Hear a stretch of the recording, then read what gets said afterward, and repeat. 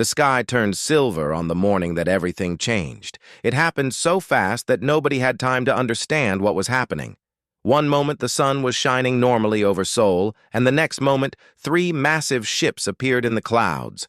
They were so huge that they blocked out the light. The ships looked like nothing humans had ever built. They were smooth, shiny, and shaped like nothing on Earth. People stopped in the streets and looked up. Traffic stopped. The markets went quiet. Everyone just stood there, staring. The ships did not attack. They simply floated above the major cities of the world. One appeared over Seoul, one over New York, and one over London. Scientists scrambled to understand what was happening. Military bases went on full alert. Governments called emergency meetings. The president of Korea sat in an underground bunker and waited for orders that nobody knew how to give. What do you do when aliens arrive? Then the message came.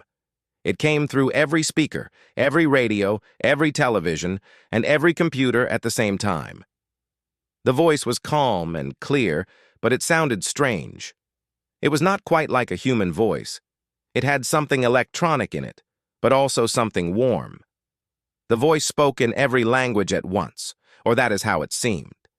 The message was simple and clear. We are the Valens. We have arrived to bring peace to your world. All projectile weapons must be destroyed. This includes guns, missiles, cannons, and all similar devices. Any human who uses such weapons will be stopped. Any government that tries to use such weapons will be destroyed. We do not want war. We want peace. But we will take whatever actions are necessary. The world went into shock. Governments tried to understand what the Valens meant by projectile weapons. Scientists argued about it. Some thought the ban might not be so bad. After all, they had other weapons, did they not? Laser weapons existed. Energy weapons existed. But the Valens were clear. All projectile weapons must be destroyed. Within hours, the Valens sent down their enforcement drones. These machines were silver and black, shaped like strange insects with many legs. They landed in military bases, weapons storage facilities, and government armories. The drones were fast and very efficient. They scanned everything, identified projectile weapons, and destroyed them. A missile was turned to dust. A tank was melted. Thousands of guns were destroyed in seconds. There was no resistance. What could humans do against machines that could move at impossible speeds? Park Min-ho watched the destruction from inside the Korean Defense Ministry. He was a captain in the Korean military, a smart man with gray at the edges of his hair. He had seen a lot in his life, but this was different. This was something nobody could have prepared for. He sat in a room with generals and government officials. They all looked worried. Some looked angry. One general wanted to fight, but Min-ho said nothing. He just watched and waited and thought. When the destruction was finished, the Valens sent another message. They showed themselves for the first time. A Valens appeared on television. It looked strange but not completely alien. It had 2 arms and 2 legs like a human. It had a face with 2 eyes. But its skin was blue, and it seemed to shine with its own light. Its eyes were too large and too black. It wore something that looked like armor, but it was smooth and seemed to be part of its body. The Valens spoke again. It said the weapon ban was now in effect. Any human found with a projectile weapon would be imprisoned or executed. Any government that tried to secretly keep such weapons would be destroyed. That night, Min-ho called a meeting with people he trusted. He did not invite the generals or the government officials. Instead, he called Ha-yun, a brilliant engineer who had worked on defense projects for years. Ha-yun was a woman in her early 30s with dark hair and quick, intelligent eyes. She had always been good at solving problems that seemed impossible. Min-ho also called Tai-o, an archery champion from the mountains south of Seoul. Tai-o was tall and quiet, but he was the best archer in the country. He could hit a target from impossible distances. Min-ho also invited his friend's son, a boy named Ji-won, who was only 12 years old. Jiwon was different from other children. He had played video games his whole life and had won competitions. His reflexes were incredible. His ability to understand angles and distances was something special. His parents thought he was a genius. The five of them sat together in a small hidden room beneath the ministry. Minho explained his idea. "The Valens made a mistake," he said. "They banned projectile weapons. But look at how they define projectile weapons. They mean guns and missiles. They mean weapons with powder that throws things at high speed. But what about older weapons? What about crossbows? What about slingshots? What about bows and arrows?" Ha-Yun understood immediately. Her eyes went wide. They did not think of those weapons as important enough to ban. To them, those weapons are primitive. They would not consider them real weapons. "Exactly," Minho said. "But that is our advantage. We can use old weapons, but we can make them new. We can use modern materials. We can use technology to make them better than any gun. And the Valens detection systems will not recognize them as weapons because they are looking for projectile weapons. And to them, crossbows are not projectile weapons. They are old things." Teo nodded slowly. He understood the mountains and he understood weapons. He could see the truth in what Minho was saying. "We can train people," Teo said. "I can teach them. It will take time, but humans can become very good with a bow or a crossbow. We have done it before, long ago." Ha-Un was already thinking about the engineering. "I can design something special," she said. "A crossbow that uses carbon fiber. A crossbow with electronic targeting. A slingshot that can be as accurate as any rifle. We have the materials. We have the knowledge. We just need a place to build them." Jiwon, the young boy, had been quiet the whole time. Now he spoke. His voice was small, but his words were clear. "I can see angles," he said. "I can see where things need to go.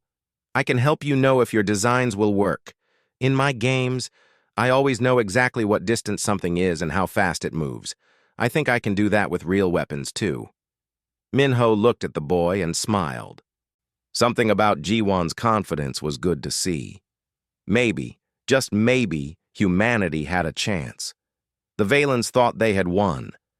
They thought they had taken away humanity's power.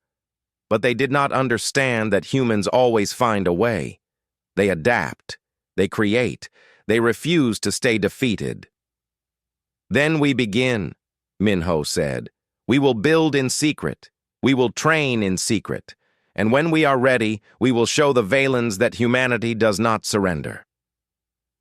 Outside, the Valens' ships floated in the sky, peaceful and quiet.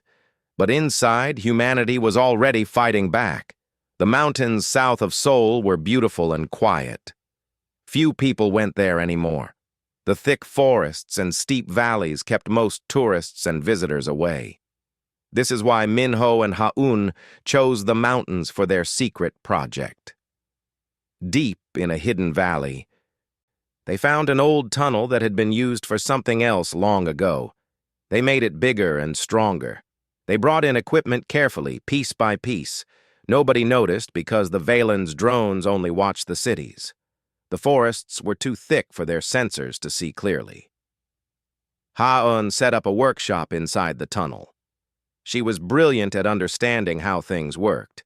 She took apart guns and studied them. She looked at ancient bows and arrows and crossbows. She studied physics and mathematics and engineering. Then she began to design something new, something that had never been built before. A crossbow that combined the old with the new. The crossbow she designed used carbon fiber, which was stronger than steel, but lighter than aluminum. The string was made from special material developed for space applications. The trigger mechanism was electronic, which meant it was precise and fast. She added solar-powered targeting lights that helped the user aim perfectly. The bolts she designed could be made from different materials for different purposes. Some were hard steel for penetrating armor. Some were designed to carry small explosive charges. Some were designed to disrupt electronic systems. "This," Ha-Un told Minho, holding up the first prototype. This is not a weapon from the past. This is a weapon of the future. The Valens think crossbows are primitive, but they will not be expecting one of these. Teo arrived at the mountain workshop a week later. He had brought students with him, young people who had learned archery from him. There were 15 of them at first, young men and women who wanted to fight back against the aliens. Teo began teaching them immediately. He taught them how to stand, how to breathe, how to understand the wind and distance, how to be patient, how to wait for the perfect moment to shoot. A good archer is like a hunter, Teo told them as they practiced in the mountains. A hunter understands the animal. A hunter waits. A hunter never misses because the hunter has practiced 10,000 times before. You will practice until shooting is as natural to you as breathing. The students were tired and sore, but they learned. Day after day they practiced in the hidden valleys, where the Valens drones could not see them. Their arms became strong, their eyes became sharp, their minds became calm and focused. Some of them were naturally good, some took longer to learn, but all of them improved. Jiwon came to the workshop when he was not at school. His parents did not know where he was going. They thought he was at a computer club. Instead, he was in the mountains studying weapons and angles. He was different from the adult fighters. He did not have their strength, but he had something else. He could see distances. He could calculate angles in his head. He could understand how wind would move a projectile. It was like his video game skills had prepared him for this, without him knowing it. Ha-eun noticed something special about Jiwon immediately. She gave him a task. She told him to study the hills and valleys around the workshop and tell her the best positions for shooting. Jiwon spent 3 days walking and looking and thinking. Then he came back with a detailed plan. He had found 17 perfect positions. Each one had a clear view of the valley below. Each one was hidden from view from above. Each one had good shelter and escape routes. Ha-eun studied his work and realized the boy was a genius at strategy and angles. "How did you figure this out?" she asked him. "In video games, I always think about the best place to stand," Jiwon said simply. "The place where I can see everything but enemies cannot see me. The place where I can escape if I need to. I just applied that same thinking here. It is not different. It is just bigger."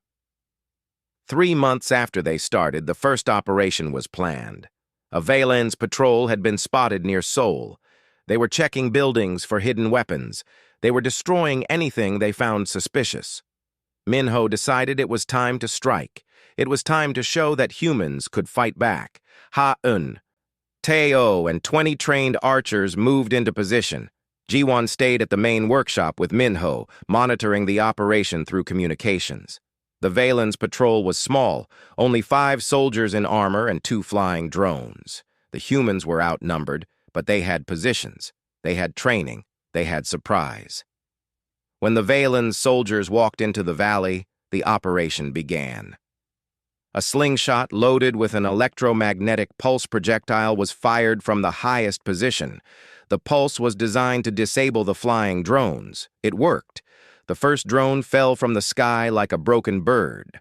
The second drone fired at the position where the shot came from, but Teo and his people had already moved. They were gone before the drone could strike. Then the crossbows opened fire. Bolts flew from 17 different positions at once. The Valens soldiers had never seen anything like it. They expected guns to come from the front.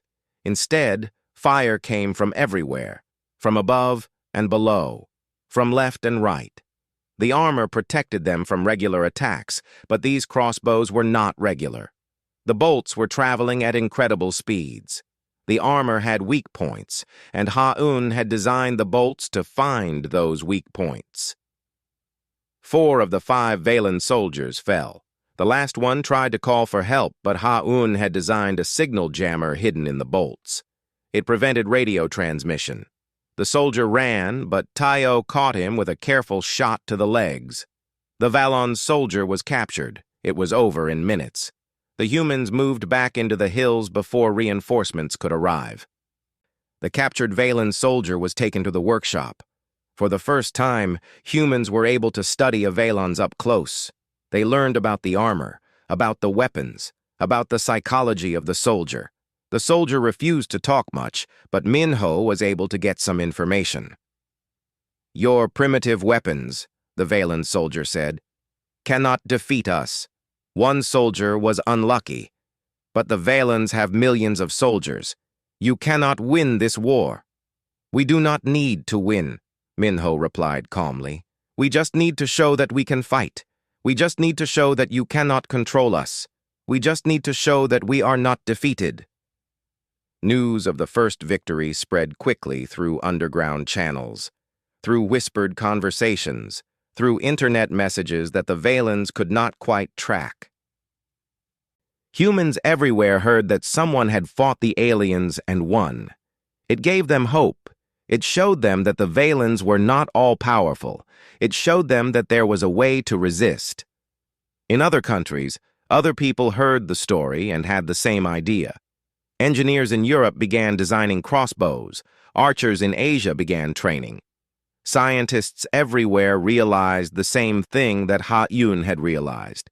The old weapons could be made new. The primitive could become advanced. And the Valens, in their arrogance, had left a path open for humanity to fight back. Minho watched the celebrations in the workshop quietly. He knew this was just the beginning. The Valens would figure out what was happening soon enough. They would understand what the humans were doing. They would adapt. They would send more soldiers. They would search harder.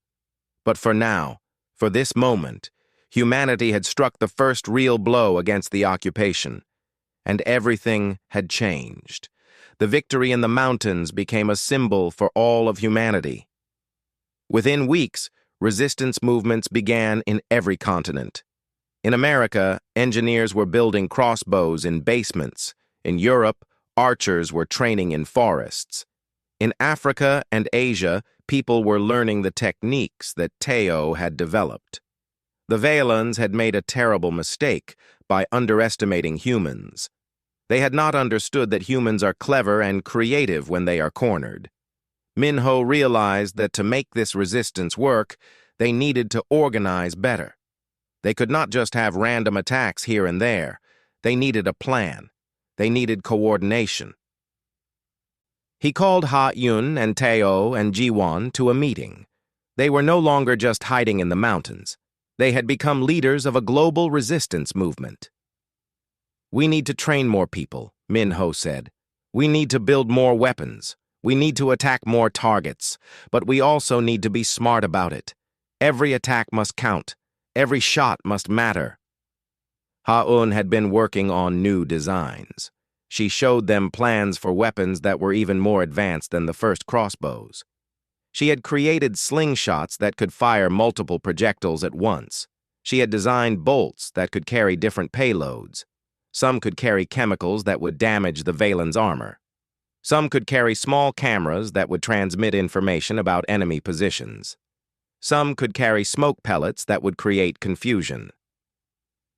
"The Valens are learning," Ha-Yun said. "Their armor is getting thicker. Their drones are getting smarter.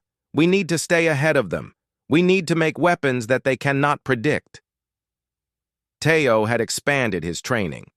He now had hundreds of archers and crossbow fighters. They trained in secret locations all over the world.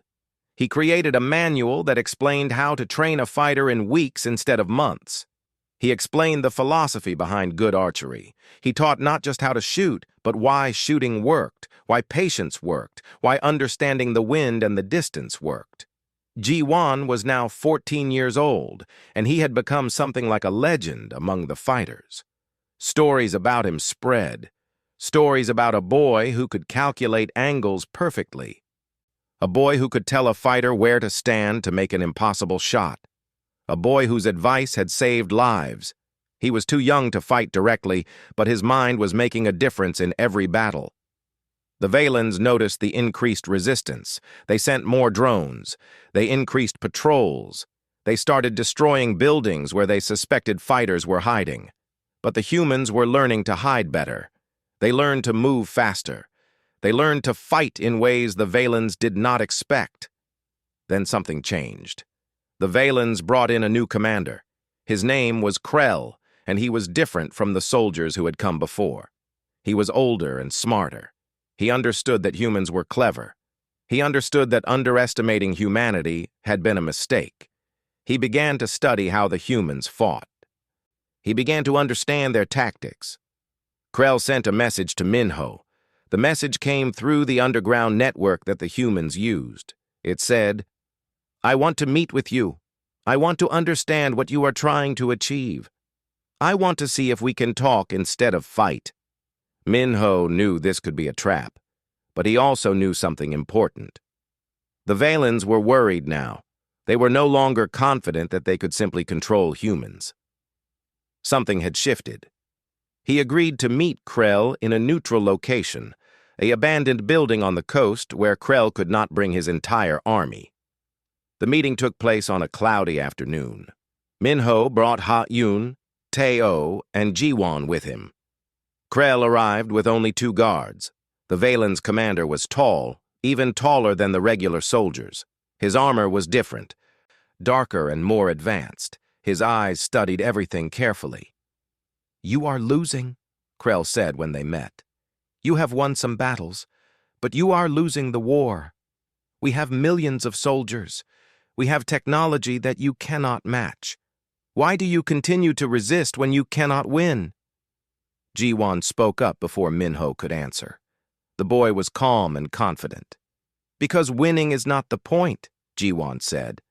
"You can have all the soldiers and all the technology, but you cannot have our freedom. You cannot make us stop being human. Humans do not give up. Humans do not accept defeat as long as they can still fight. That is what makes us human." Krell looked at the boy for a long time. Then he did something unexpected. He smiled. It was not a friendly smile, but it was a smile that showed understanding. "That is what I came to tell your leader," Krell said. "The Valen's High Command wants to discuss ending this occupation, not because we cannot win militarily, but because they have realized something. You cannot be defeated unless you accept defeat. And you will never accept defeat. Every human you kill only makes other humans more determined to resist. We gain nothing by destroying you. We only create more enemies." Minho felt something shift inside him. Was this real? Could it really be ending this way? "What does the High Command want?" Minho asked. "They want to negotiate," Krell said. "They want to understand you better. They want to know if there is a way that humans and Valens can live together. But first, they want proof that humans are worth negotiating with. They want to see one more great victory. They want to see that your resistance is unified and powerful. Then they will listen." Over the next 2 months, something extraordinary happened. Instead of hiding, the human resistance became visible. They organized a massive training exercise in the mountains. Thousands of fighters came from all over the world.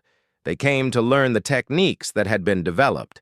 They came to become part of something larger than themselves. Ha-Yun had designed a new weapon that she called the perfect crossbow. It was so advanced that it was almost like technology from science fiction. The targeting system could calculate wind and distance automatically. The bolts could be guided slightly in the air through small adjustments. The accuracy was nearly perfect. Tae-O taught the fighters how to use these weapons. He taught them how to move together, how to coordinate attacks, how to support each other. 50,000 fighters gathered in the mountains. 50,000 humans ready to fight for their freedom. Ji-Won was asked to coordinate the targeting for the entire force. It was an impossible task, but the boy accepted it. He worked with communication specialists to create a system where he could tell different groups where to aim. His young mind could see patterns and angles that older minds could not see. "When we fight," Ji-Won told the gathered fighters, speaking through a public address system, "we fight not just for ourselves, we fight for everyone on Earth. We fight to show that humans are not weak. We fight to show that humans deserve to be free. Every one of you has value. Every shot matters. Trust your training. Trust each other." and we will show the Valens what humanity can do." The fighters cheered. They were no longer afraid. They were no longer hiding. They were standing together, ready to show the universe what humans were capable of. Minho watched them and felt proud. The war was far from over, but humanity was no longer fighting alone and scattered. Humanity was fighting as one. The day of the great battle arrived on a morning filled with mist. The Valens had announced they were coming. They wanted to see what the humans could do. A Valens force of 10,000 soldiers marched toward the mountain training facility where 50,000 human fighters waited. It was not a secret battle. It was announced to the world. Everyone was watching to see what would happen. Minho stood on the highest mountain peak and looked down at the valley below. The mist was thick, which was good. The mist would hide positions. The mist would make it harder for Valens technology to work perfectly. Beside him stood Ha-Un and Teo. Far below, in a hidden command center, Ji-Wan was looking at maps and calculations. The boy had studied every angle of the valley. He had memorized every position where a fighter could stand and shoot. "Remember," Minho told the hundreds of commanders who were gathered with him, "the Valens will expect us to fight like their soldiers. They will expect organized formations and head-to-head combat. We will not do that. We will fight like humans have always fought when they face a stronger enemy. We will use the land. We will use their own arrogance against them. We will use the skills that Teo has taught us." The communication system crackled. Ji-Wan's voice came through, calm and clear despite his young age. "Valens' force is entering the valley. All groups stand by. Wait for my command." 10,000 Valens soldiers marched into the valley. They were in formation, armored and confident. They had weapons that humans did not have. They had armor that seemed almost impenetrable. They looked like an unstoppable force. But they did not understand the mountains. They did not understand the valleys and ridges. They did not understand that 50,000 humans had studied this ground for weeks. They knew every rock, every hill, every place where a shot could come from. "Fire," Ji-Wan said simply. What happened next was something that would be remembered in history forever. From every direction, from impossible angles, projectiles rained down on the Valens' force. Bolts flew from cliff sides. Arrows came from ridges above. Slingshots fired from hidden positions. The sky seemed to be filled with projectiles. The Valens soldiers tried to form a defensive position, but there was no defensive position that could protect them from fire coming from everywhere. The Valens commander tried to organize a response, but every time soldiers tried to move toward where the fire was coming from, new fire came from a completely different direction. It was like fighting ghosts. The humans were never where the Valens expected them to be. Ha-Yun's perfect crossbows proved their value. The bolts were so accurate that they found the weak points in the armor. The targeting systems meant that almost every shot hit something important. The Valens soldiers began to fall. At first it was a few. Then it was dozens. Then it was hundreds. Teo was on the front lines with his best archers.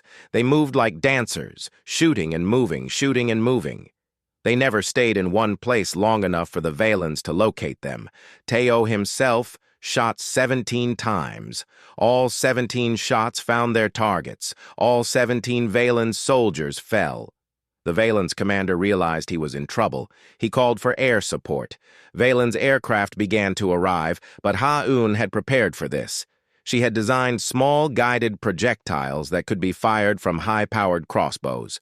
When the aircraft came, these projectiles rose to meet them. The pilots of the aircraft had never seen anything like it. Projectiles that seemed to follow them. Projectiles that adjusted their path in the air. 2 aircraft were hit and crashed. The others retreated. After 3 hours of battle, the Valens force was broken. More than half the soldiers were dead or wounded. The rest were in full retreat. They had been defeated by people with crossbows and slingshots.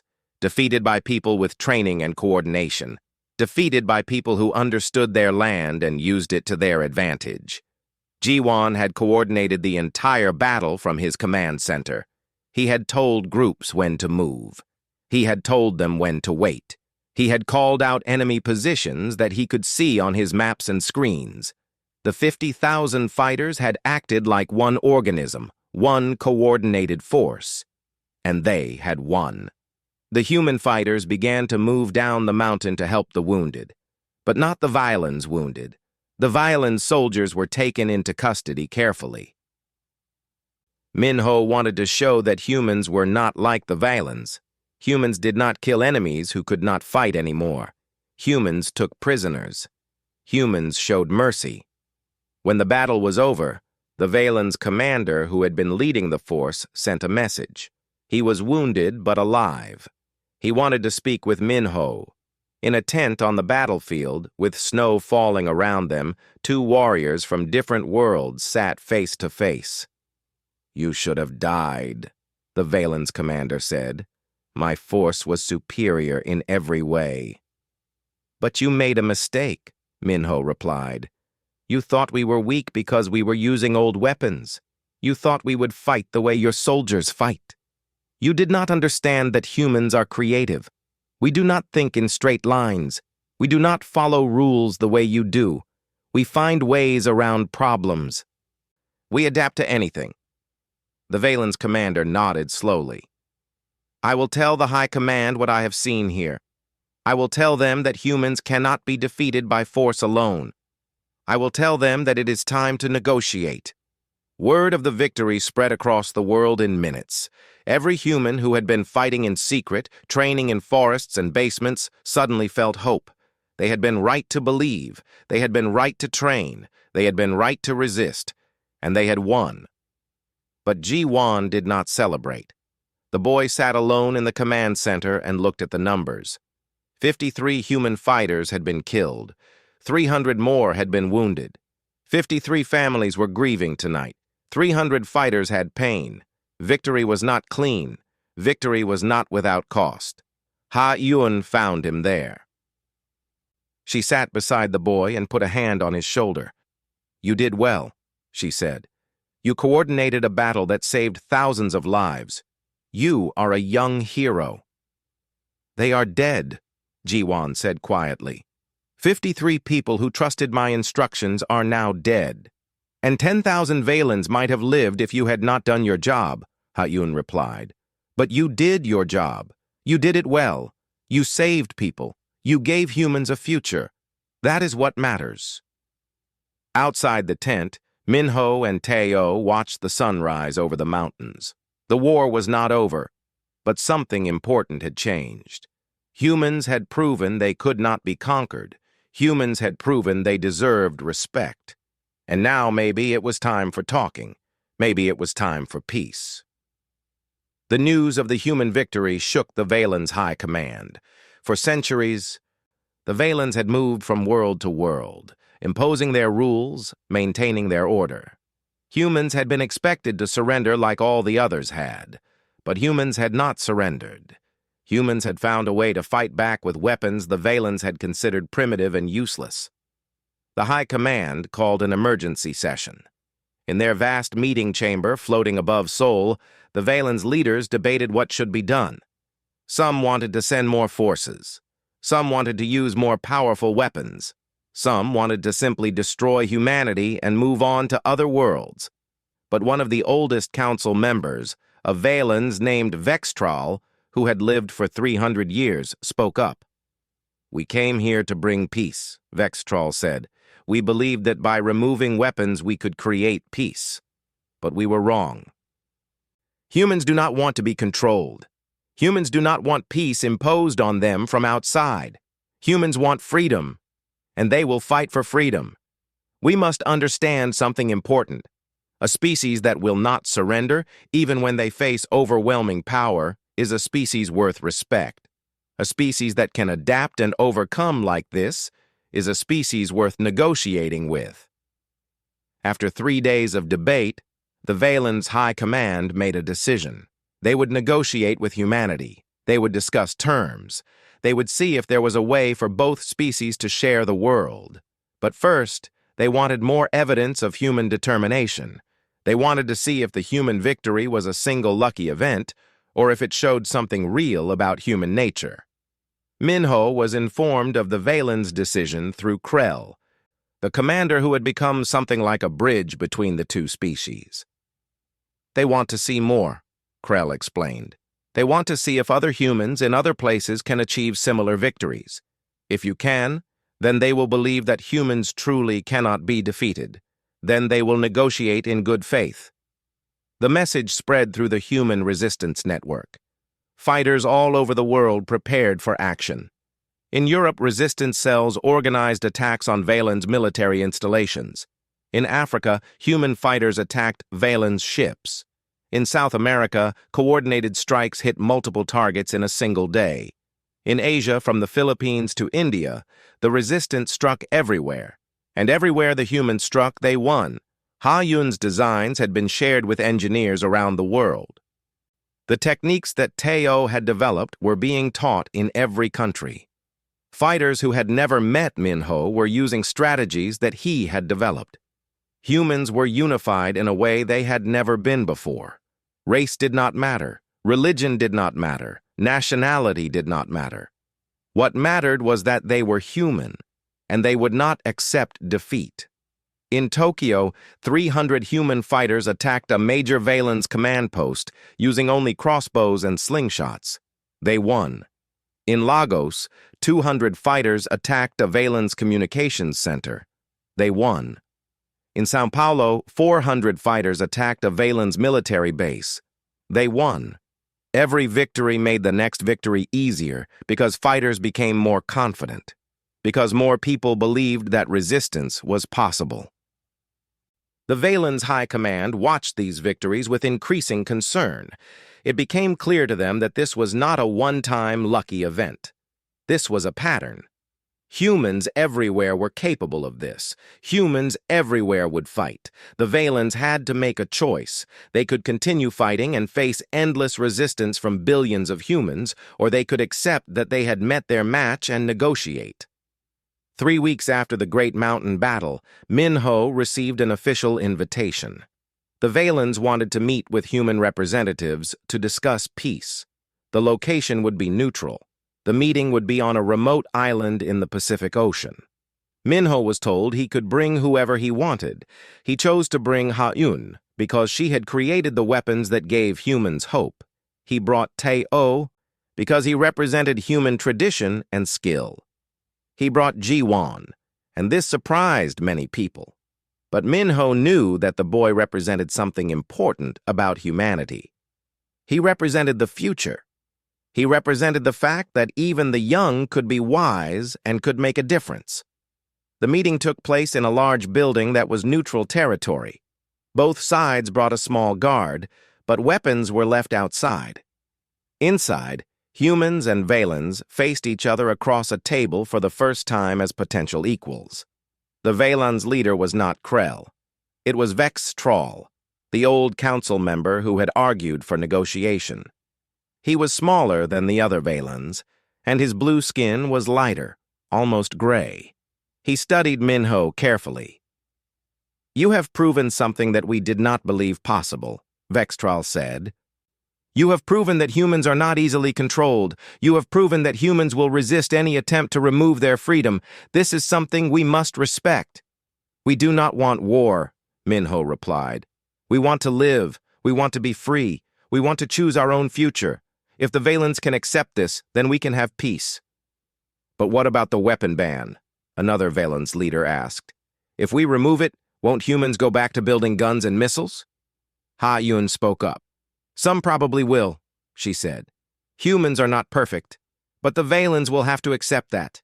Humans have the right to defend themselves. You came to our world and told us what weapons we could have. You told us what to do. That is what caused this war. If you want peace, you must give us freedom. Real freedom." Ji-Won, sitting quietly at the table, suddenly spoke. His voice was young, but it carried weight. "My parents wanted me to have a good life," he said. "They wanted me to study and learn and become someone important. But instead, I spent these last months fighting a war. A lot of people died. A lot of people got hurt. I do not want more children to have to do what I did. But I will do it again if I have to. Because being free is more important than being safe. Humans will always choose freedom. Always. The Valen's leaders looked at each other. Something in what the boy said touched them. They understood that they were facing something they had not understood before. They were facing a species that would always choose freedom, even if it meant suffering, even if it meant war. After 2 weeks of negotiation, an agreement was reached. The weapon ban was lifted. Humans would have the right to possess any weapons they wanted. The Valens would withdraw their military forces from Earth. But in exchange, humans would agree not to attack Valen's territories, and humans would be invited to join an interstellar council where different species could discuss problems and work out solutions peacefully. The treaty was signed. It was a moment that would change everything, not just for Earth, but for the entire galaxy. Because the Valens realized something important. They realized that imposing peace through force did not work.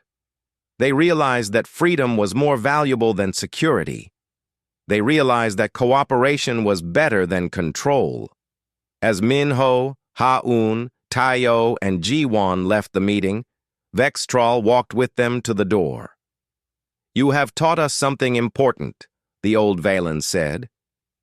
"You have taught us that strength is not always about power. Sometimes strength is about refusing to give up. Sometimes strength is about believing in something so much that you will fight for it no matter what. This is a strength the Valens had forgotten." Outside the building, the sun was setting over the Pacific Ocean. The war was over. Humanity had won not through overwhelming power, but through creativity, determination, and the simple refusal to accept defeat. And now a new chapter was beginning. A chapter where humans and Valens would learn to live together. A chapter where the universe would see that peace was possible, but only if it was based on freedom and respect.